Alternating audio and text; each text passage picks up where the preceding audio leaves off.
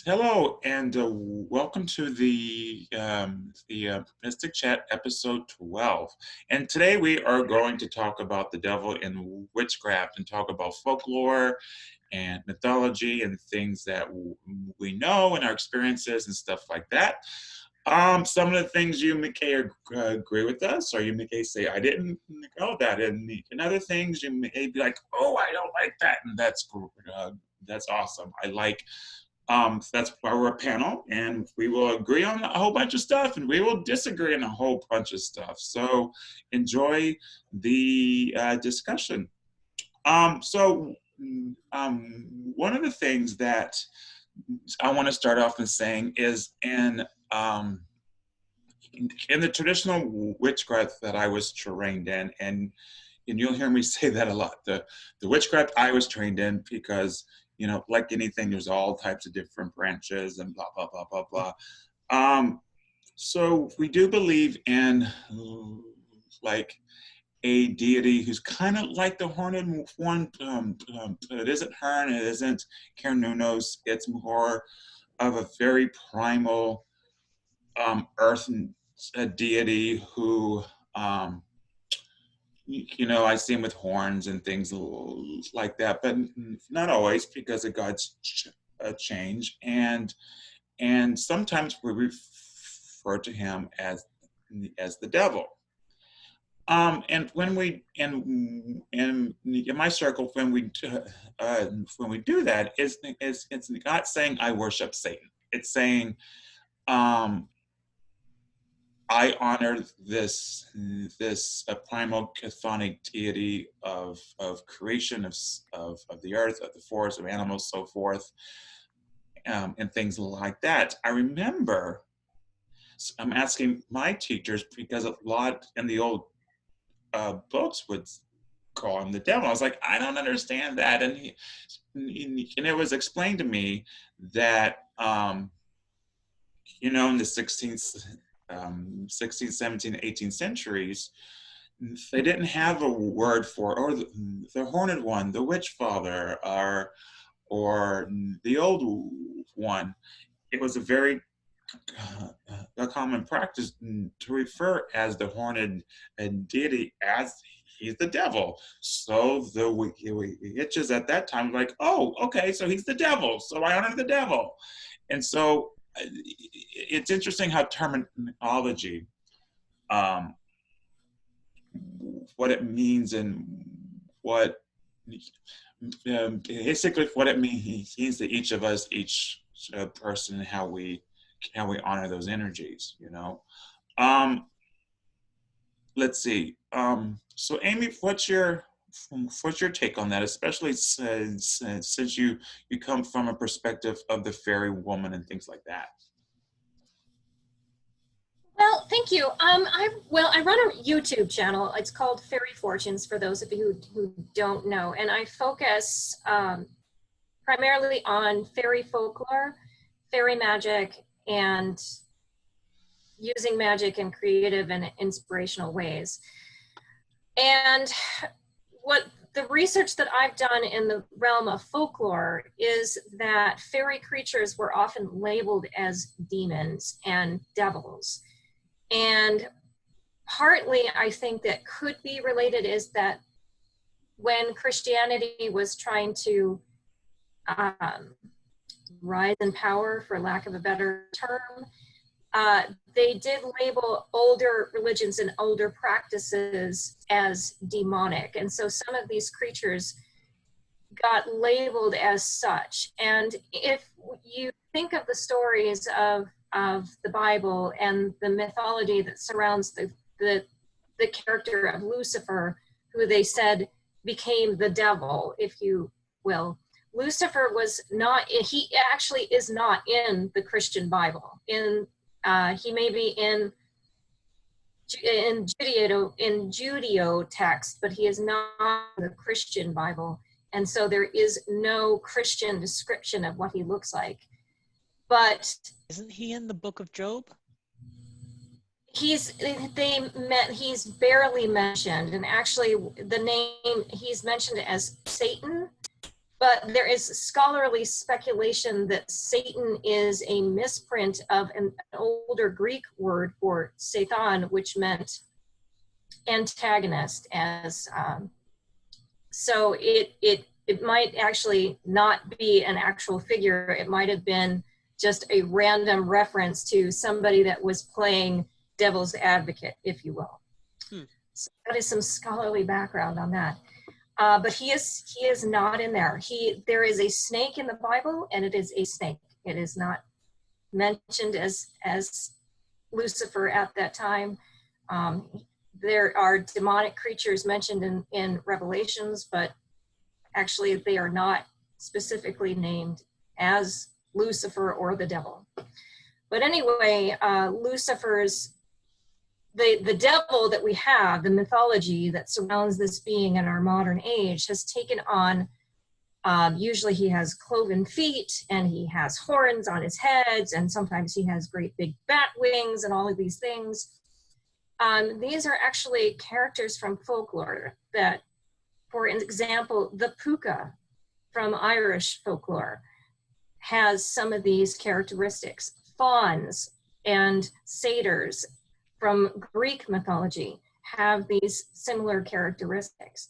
So these older folkloric creatures were given the guise of the devil, and then the devil in Christianity morphed into this character. But originally, we have no Christian stories of where he's described this way. And I think it comes from taking these creatures from folklore and superimposing the idea of the fallen angel of Lucifer onto these beings. It's interesting because Lucifer is actually a Latin name, and so I took a angelic magic class with Aaron Leach, who I love. If anybody wants to know, like, hardcore angels, they're not the happy little messengers that people think. They are these divine beings who are a representation of forces in the universe. And he was saying that, in Judaism, that they don't have a devil figure. It's not a thing. But the closest that they have is the angel Samael. And Samael is the archangel of the earth plane, which is it's a different than Malkut. And so Malkut is the sphere of the physical universe, but the earth plane itself is, because that's, Sandalphon is the archangel of Malkut, which the Hebrew translates to the kingdom. But anyway, so Samael, he is God's prosecutor, like a lawyer. So if you're a sinner, he says, hey, this guy sinned, he needs to be punished, or he needs to say his Hail Marys, or whatever he's going to say, or whatever he needs to do. And so he's actually a enforcer of God's law, but it's aggressive. And he was saying that he's one of those people, like, that's his whole spirituality is Hebrew angels. So he was saying that in his research and things, that it's Samael is a prototype to the Christian Satan, because originally Satan wasn't supposed to be this creature who tried to, bring sin into the world and take humans to hell. Satan, just like Amy was saying, Satan, the adversary, was originally supposed to mean the challenger of man, the adversary. So in the sense of, and I think we we've talked about this before, in the sense of, in order for the human race to spiritually evolve, you have to have challenges. So the adversary puts us in very difficult, challenging positions and causes us to change. And as we know, most of us do not evolve unless we have some type of a stressor. Um, I like to think the older I get, I don't need as many challenges to spiritually evolve, but a lot of people do, you know. Um, So Laura, I see you laughing. What are your thoughts? First of all, hi everybody. I miss you all, and I miss the cyber world. I took a week off, so it's good to be back. And I'm laughing because when you said, as we get older, as just recently 47 myself, and hopefully we don't need no more challenges. And the truth of the matter is, I heard it somewhere. Don't ask me whom. But somebody said, when you're free of challenges, when you're free of the nasty feelings, when you don't have to worry about things no more, when you're dead. and so that's why I was laughing, because there's always the wheel is always turning, and that aspect of the adversary, I'm in awe because you guys are full of wisdom and I love you all. The way I was trained in witchcraft is very similar as you, Chris, with the Horned One being that entity that represents, the wilderness and the raw, savage, crazy, natural aspect of ourselves. And I think it was Joseph Campbell who said the gods of the past become the demons of the present, because Christianity took from this, that, and the other and made the devil. And in the Mexica Tenochca philosophy, better known as Aztec, our people did not have the concept of gods and goddesses. They have the concept of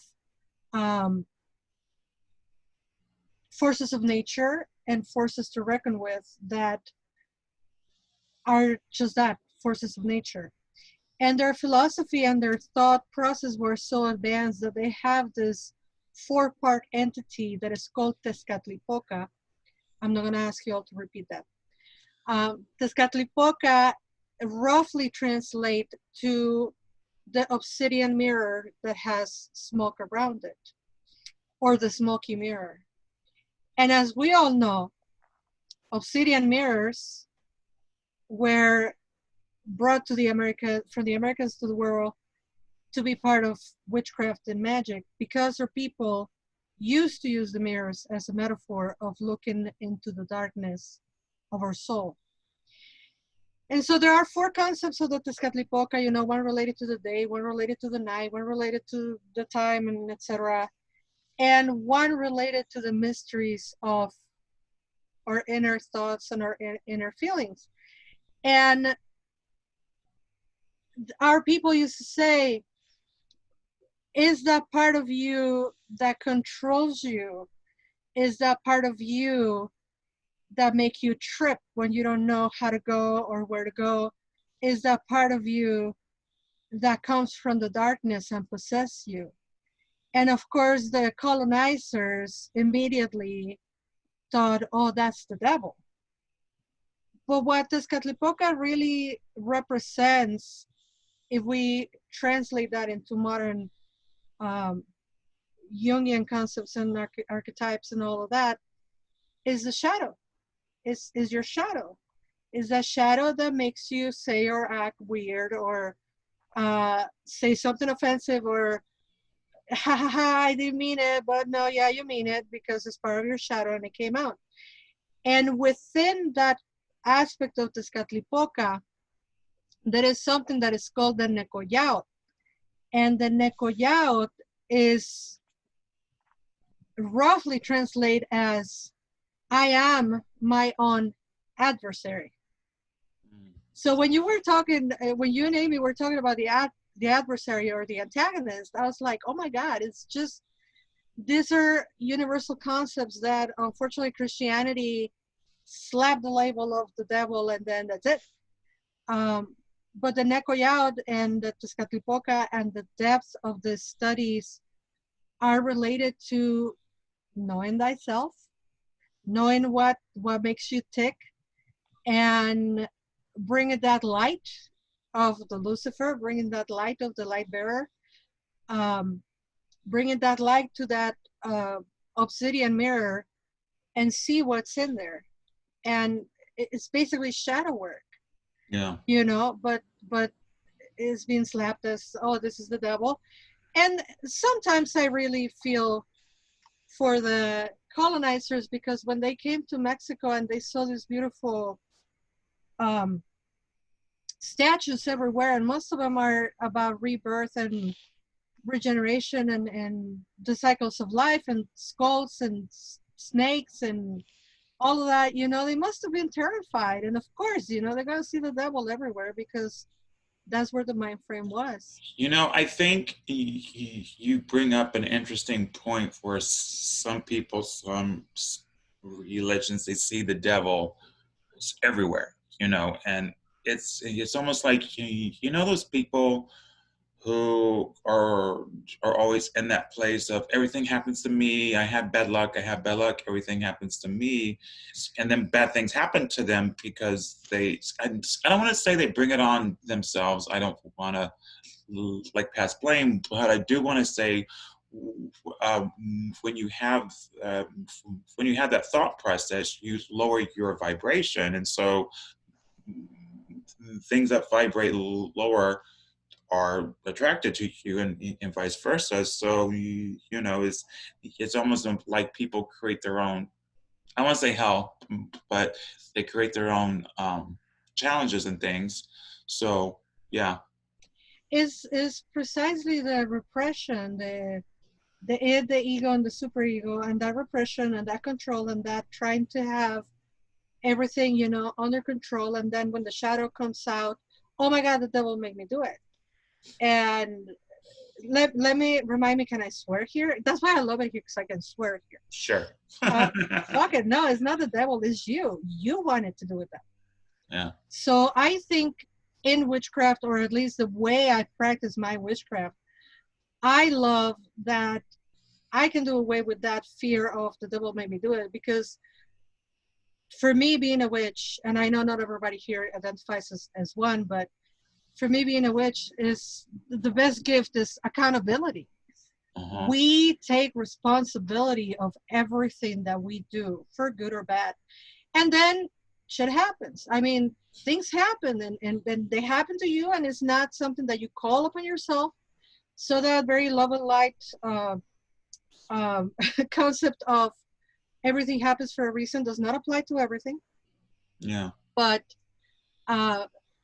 that concept that I was saying about of the Necoyaut is exactly, it's divided in like a three-person concept, when one is pulling this way, one is pulling the other way, and the other one is pulling behind you to move forward. And it's basically the id, the ego, and the superego.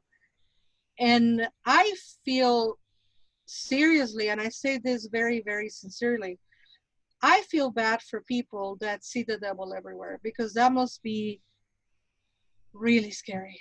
Mm. Luke has something to add. Yeah, so I think that we have a lot of really complicated concepts floating around all at the same time, and I want to like get in there and try to like pull them apart and look at the different ones. Sure.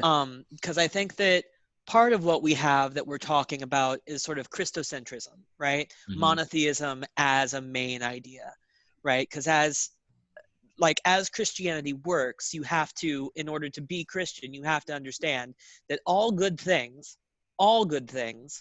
are of God, and all other things, everything that is not of God, is of the devil.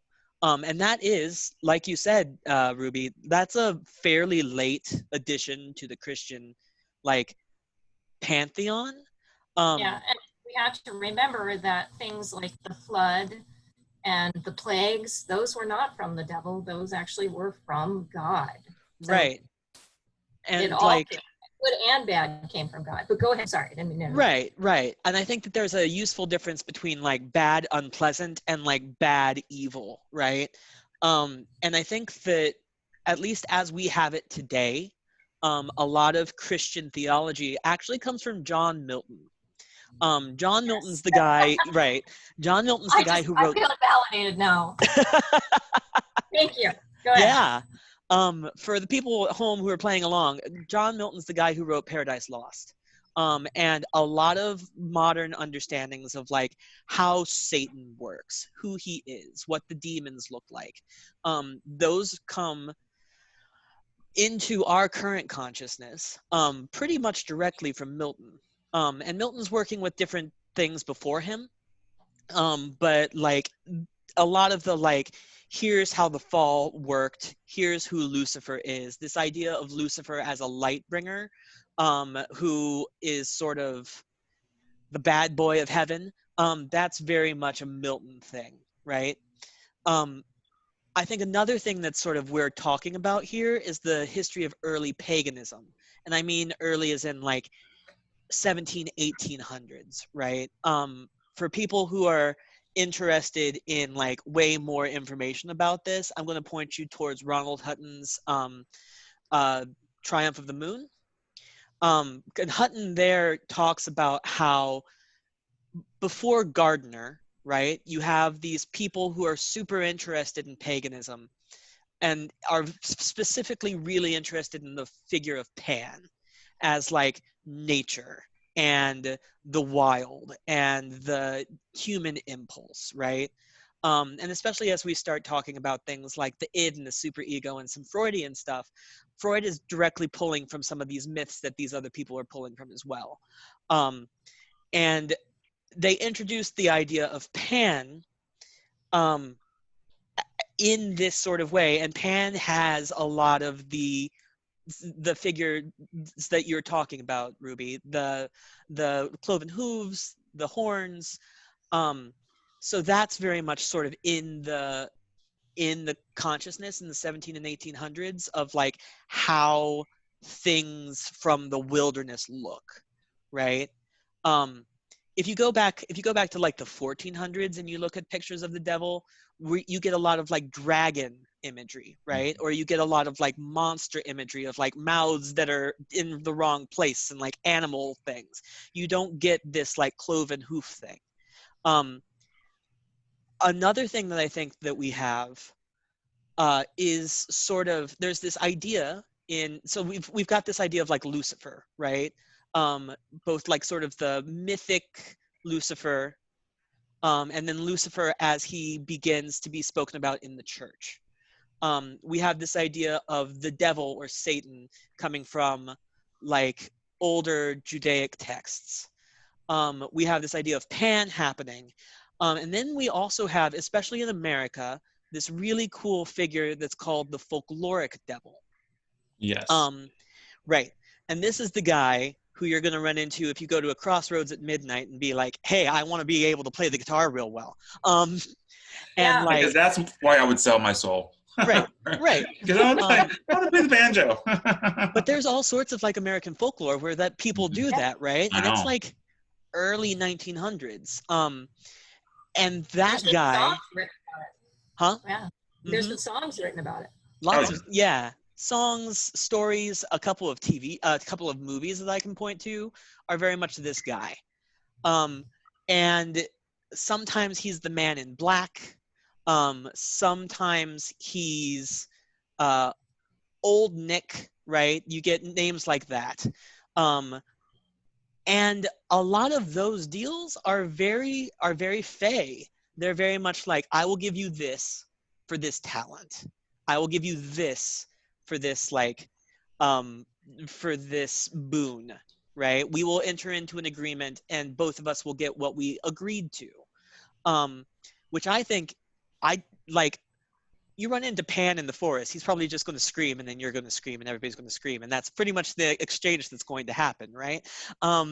Like this deal making thing, I think is separate, and I think that especially as we talk about like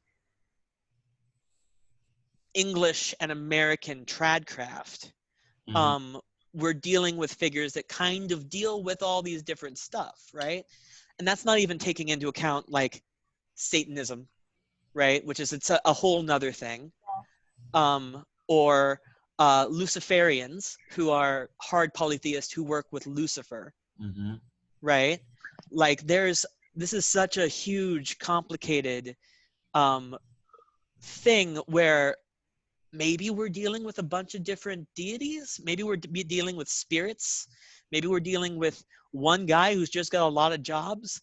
But I think that there is also, like you're talking about, Laura, when, and like you were talking about, Ruby, when you've got a Christian background, um, and you're like, so I don't entirely trust this spirit, and also it scares me.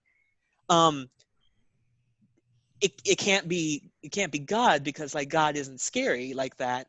You can trust God theoretically. So it's got to be Satan. It's got to be the devil. Um, and I feel like a lot of deities, even for polytheists, especially if you were raised in Christianity, a lot of deities get that sort of baggage put on them. So like the deity you were talking about, Laura, doesn't sound anything like Lucifer, but definitely sounds like something that you would be scared of if you didn't know what to deal with. And like, not to get back up on my horse, but back up on my horse, a lot of heathens have this problem with Loki, Right. because he's scary. He's like maybe tied to fire. He doesn't really follow the rules that people are expected to follow, so you can't necessarily know what he's going to do. So probably, right? Probably he fits into this, right? This like other thing. When what that other thing is like maybe sort of kind of tricksters, maybe sort of kind of like adversary spirits, maybe sort of kind of like just people who shake it up a little bit. Um, You know, so while you're saying this, I keep thinking about, the psychology of tradcraft and things like that, and witchcraft in general. But like one of the things, the reason why I love the horned figure, the witch father, whatever you want to call it, because there's a huge psychological component to it. And part of the reason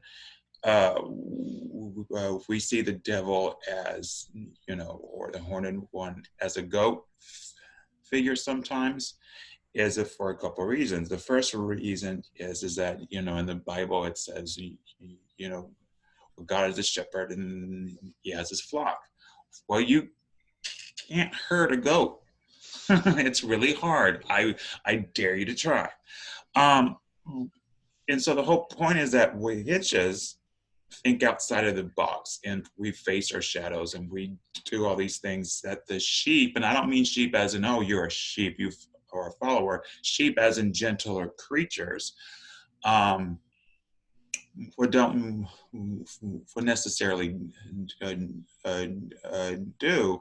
And what I really love about the psychology of the devil and the horned one is that he pushes us to face our own shit and our own darkness and our own shadow, because psychologically where some of the deeper um, magic is and psychic ability is, if we can get over our own selves and quit tripping over our own 2 feet and face our drama, face our shadow, face our fears, and that releases psychological blocks, and those psychological blocks are holding in our own inner power.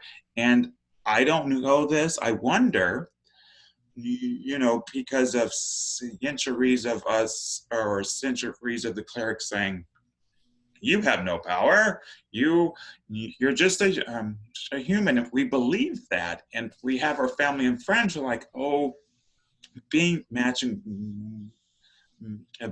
being a magical person is just a fantasy. It's not real. And on some level, we believe that. And so maybe, this is just a theory I have, but maybe we need that devil figure, that witch father figure, to like scare the shit out of us so that we can face our own psychological blocks. And once that's released, Oh, wow. because, you know, one of the things that I love is, I don't know who's, I don't know who said it. I don't know which author, but it's something to the fact of the witch should not be afraid of anything in the woods because the most frightening thing in the dark is her. Love that, because it's true. Because whenever I will go into the woods, some people are like, aren't you afraid? What's gonna happen? I'm like, I think they should be afraid of me, you know? And I don't, you know, like, I'm gonna do bad things and curse you. It's more of a, I've I face my shadow. I face my things all the time, and maybe I'm an adrenaline junkie, but I love the fear factor. I love taking myself to where I'm like, holy crap, this is frightening, yay! Because it takes a lot to frighten me, and when it happens, I get very excited. But anyway, so that is, you know, I think for a lot of us, we need that, I don't want to say terror, but we need that psychological stir up to go within ourselves and face our own self, for lack of a better term. There is a definition of magic that I really like and live by. And I always forget the name of the author, so I'm not gonna say it. Luke probably knows. But they Give me the quote say first. it's a woman and it's one of the Doreen's, but I don't know which the last name is. Valiente. I don't know. Witchcraft is witchcraft is the ability to change your consciousness at will. Mm-hmm. And so this is my logic, and this is how I practice my witchcraft.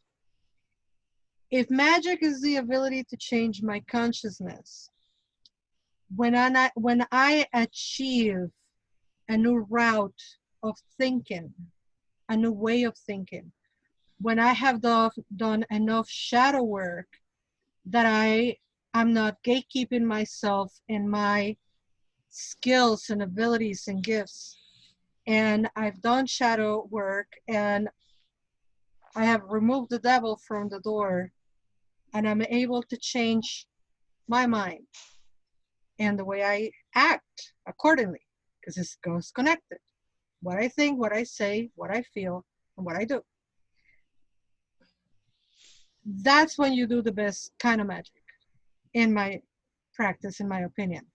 When you're able to change your mind, thus change the way you react to things and the way you behave, and you are friends with your shadow, you're friends with the devil.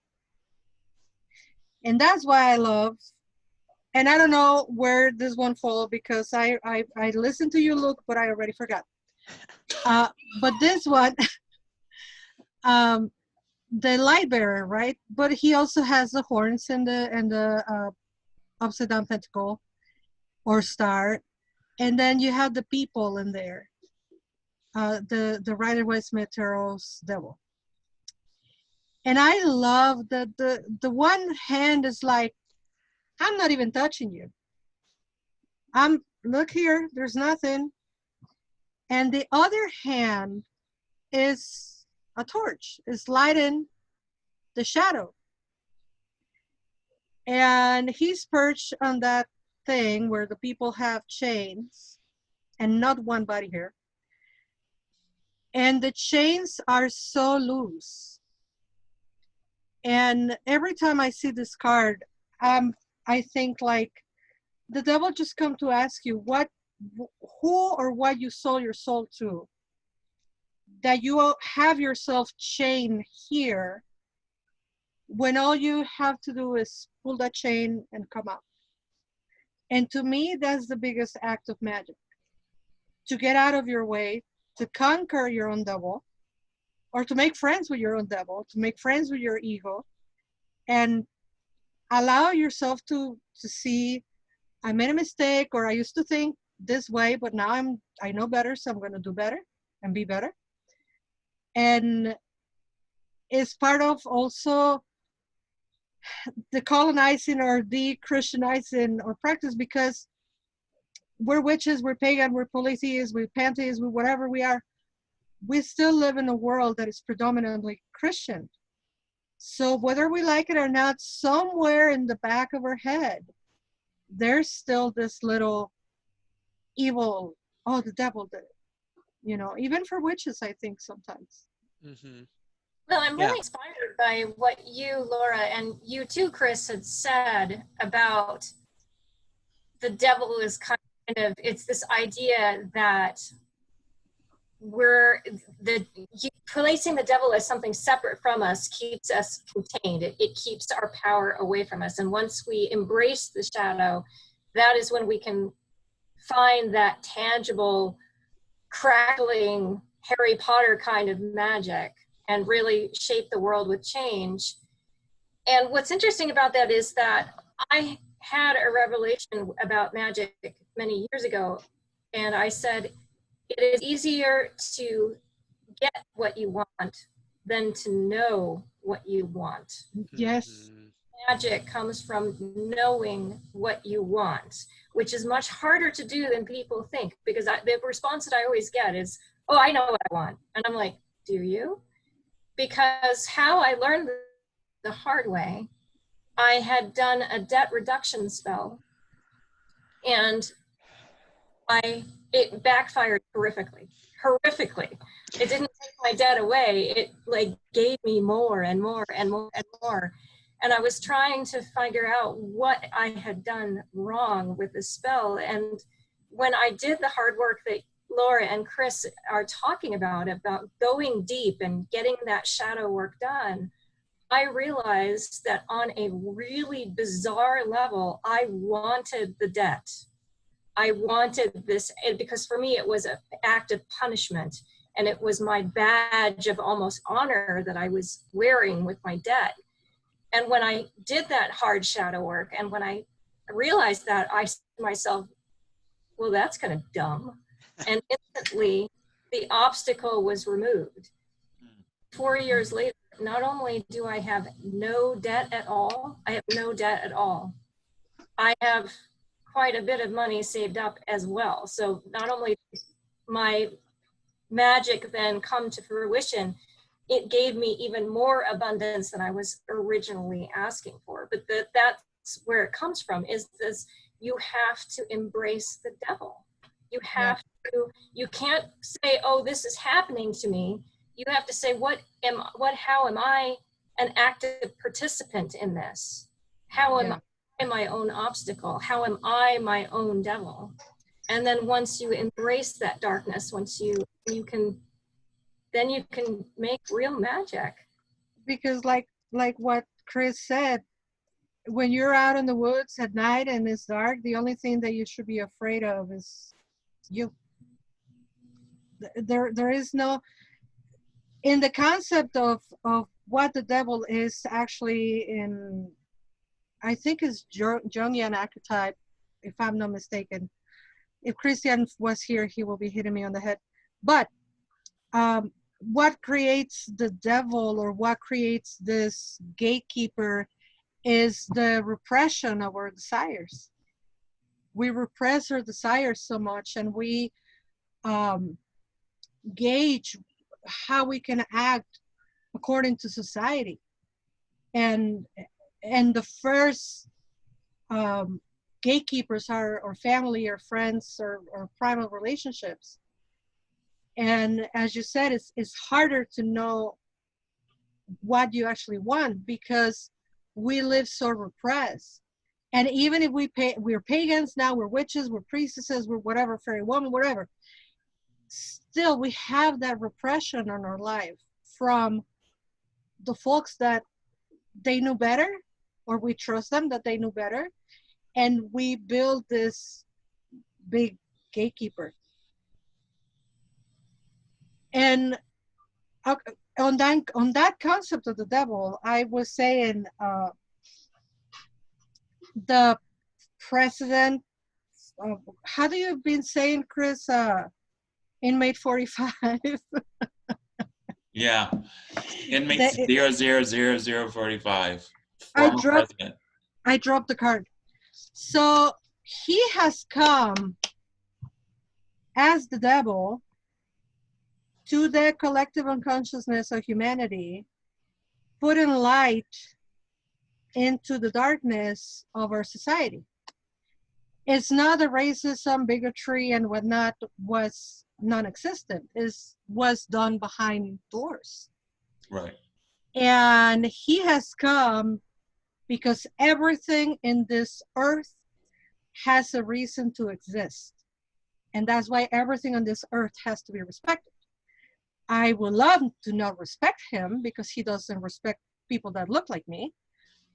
But I respect the fact that he exists because he came like the devil to shine a light into the ugly, icky, disgusting society in which we are. And if you are a tarot enthusiast like I am, the next card after the devil is the Tower. And come and spit on my face if we are not living Tower times. We're in that now. Yeah, we are in the tarot. We are in the Tower, and it's painful, but it's because we have confronted our devil, our collective devil. You know, because we all have, or I shouldn't speak for anybody else, but I know I have in the past 8 months. I have to look at my shadow, and I have to look at my prejudices, and I have to look at my privileges, and I have to check myself, just like most people with conscience are doing right now. Some people are just don't give a shit, but you know, I know, at least I know the panel. I know we all have been there. Yeah. And I see Christina going, yes, so I know that they have too. Well, one of the things I've really been trying to pay attention to, you know, piggybacking on what you were saying, Laura, is that I am a ordained minister. I have a very large following online for my books and classes.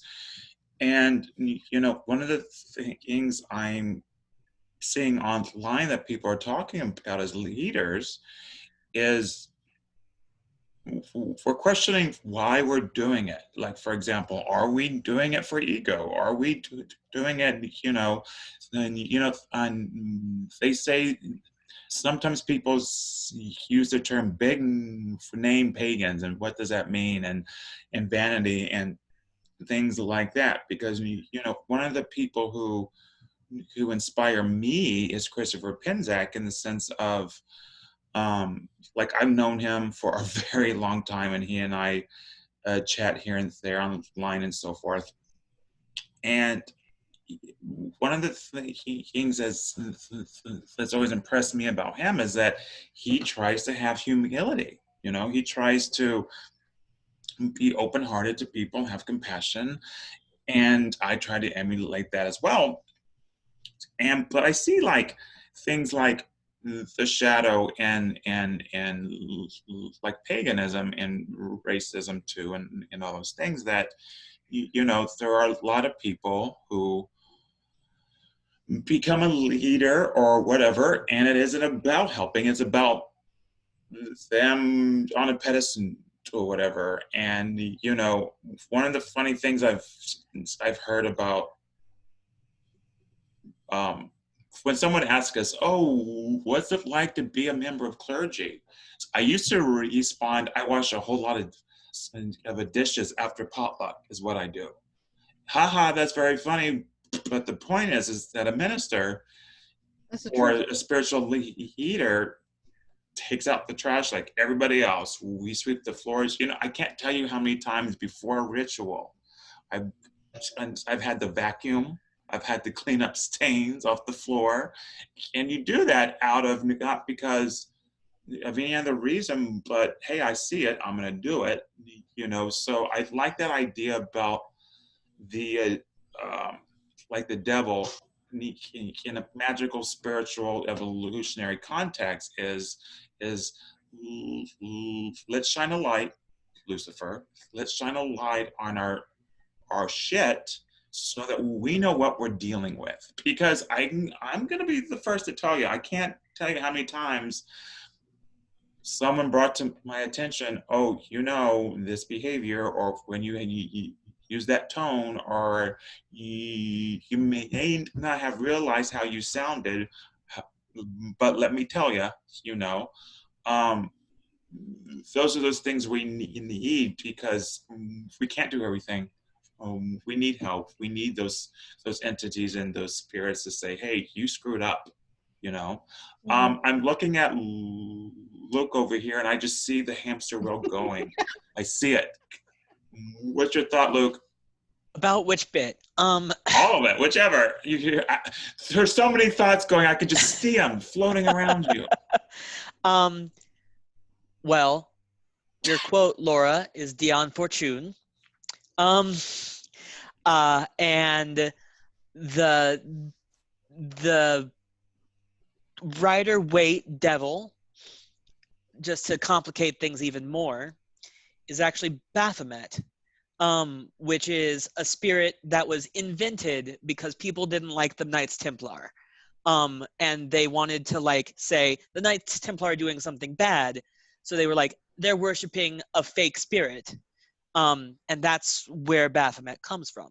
And now, of course, Baphomet is a whole bunch of other things, and people work directly, and it's complicated, right? It's complicated. All of this Mhm. that we're talking about, because I think we're talking about how individuals see their own darkness, like the things that scare them, what they expect those things to look like in the world around them. And so all of these individuals throughout time have looked at the space around them and been like, this thing. And all of those things have gathered into this weird mass that we're talking about, right? When we're trying to talk about the thing that we're dealing with when we look at ourselves, and we're scared. And it's so interesting to me, and it's so I love the fact, and I think that there's something really powerful about the fact that a lot of these things are kept in the forest, right? They are things that you go into the forest to see, or come out of the forest to meet you. And we talk about walking into the forest, and there's nothing there that should scare you. But we are also humans. We are weird, tall monkeys without good ways to defend ourselves. And there are bears in the forest, and wolves in the forest, and things that have much bigger teeth than we do. And I think that we still know that we know that there are.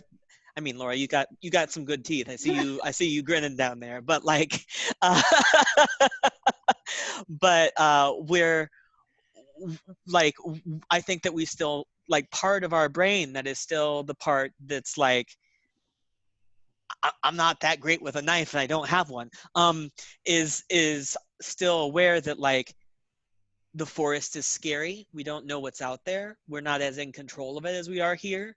And it's really easy for us to do things say, this sort of animalistic spirit that is going to help us look at ourselves lives in this place that I'm really afraid of, or that I can't control. Because I think you're right, Laura. I think it was you that was talking about the shadow, the part of you that you don't necessarily like is also the part of you that you aren't in control of. It's the part of you that's just yeah, we're just going to do this. And it's also the part of you that hides your skills and your talents. And Mm-hmm. that's why you need to be high-fiving the devil, because you want to get there.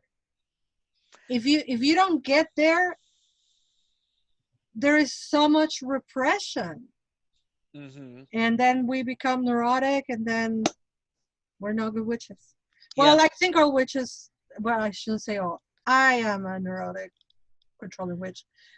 And I'm also good friends with the devil and good friends with my ego because I need him to survive.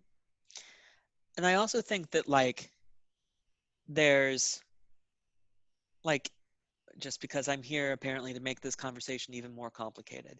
I think that this is also something that spirits like Dionysus really push us towards. Spirits like the Minotaur. Mm-hmm. Spirits that are all about finding that part of you that is scary and not trying to control it, not trying to lock it away, but to embody it and become it, and to not just like deal with your shadow self, but like fully integrate with your shadow self, to fully let that be in front for a while.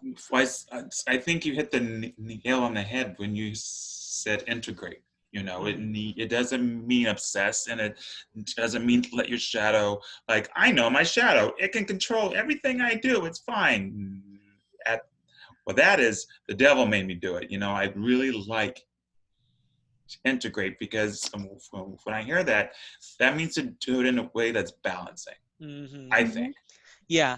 And I think that a lot of what we are taught in like Western Christocentric culture, right, is to banish or to kill Mm-hmm. the thing that we Yeah. are afraid of. Mm-hmm. Yeah. Absolutely. Mm-hmm. I find that a lot in with other people that work with the Fae and the Fairy. Is so I encounter so many people are like, oh, you know, I don't tell people to work with the Fairy because they're so dangerous. And I think that that is probably the wrong message to give, because I think that the Fae beings have embraced this idea of integration that Luke is talking about. And they can very quickly navigate between acts that would be considered in human terms as evil, and then go immediately to benevolence in would call benevolence rather. And I think that like I said, that's the wrong way to go about it, because if the idea is to be a modern witch, to really be a powerful magical user, is the idea is that this idea of integration may in fact be something to strive towards, then it might be the fairy that actually are the ones that can help you learn how to do that. Mm. And the other thing is so they're always saying, you know, stay away, and then a lot of times, like, people have encounters with beings that I believe are fairy creatures in the wild.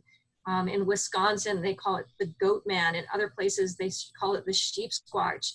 I really believe that these are creatures that are fairy beings that are manifesting into our world. I even think that the Bigfoot creature that we see all over the United States is another form of woodlands. And everybody wants to kill these beings because they're so afraid of them. And I can vehemently disagree. These beings have every right to exist as much as we do, if not more so, I think. Mm. Mm-hmm. So we've come. Oh, before No, we I'm wrap saying up, it's Lori 5. has one more thing to say. No, I'm saying it's 5 o'clock. It's 5 o'clock. I have So, one more thing to say since you left the door open. yeah. I'm going to say that I think deciding not to kill the thing that is other that you don't understand is a part of decolonializing witchcraft. Absolutely. And I think that that's a really useful thing to sort of end with. Ooh. That is a useful thing to end with. All right. So thank you for watching the show. And again, we are on not only live, but we're on YouTube, and we're also on iTunes and Spotify. So we shall see you next time. Everyone have a good evening and farewell. Hold on just a minute.